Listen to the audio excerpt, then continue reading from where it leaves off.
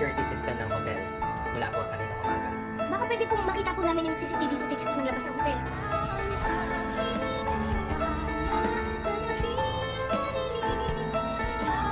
Labis-labis nga ang pag-aalala ngayon ni Annalyn dahil hindi na siya sinasagot sa telepono ng kanyang lolo Pepe. Nag-aalala na siya dito na baka raw umano may nangyaring masama dito.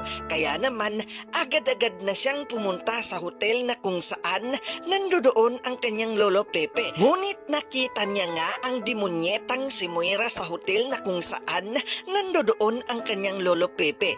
Dito nga ay nagduda na sila ni Regan na may ginagawa na namang masama itong si Moira.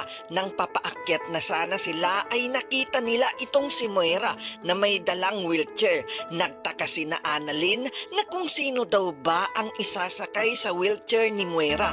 Ngunit galit ngang umalis ang demonyeta at wala na daw itong pakialam kung sino man ang isasakay niya.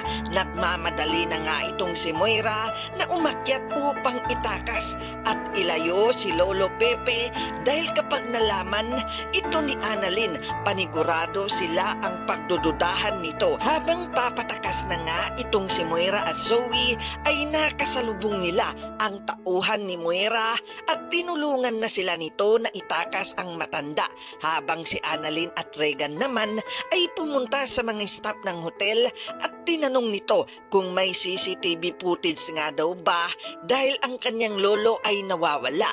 Ngunit sa kasamaang palad nga ay sira ang lahat ng CCTV camera sa hotel at naka-offline daw ang lahat ng CCTV. Labis-labis ang pag-aalala ni Annalyn at tinawagan na lang nito ang kanyang tita Giselle at tinanong kung kasama nito ang kanyang lolo. Subalit nagtataka nga din itong si Giselle dahil ilang beses na nila itong tinawagan ay hindi nga ito sumasagot. Sa tingin nyo, may makakalap kayang CCTV footage si Regan at Annalyn?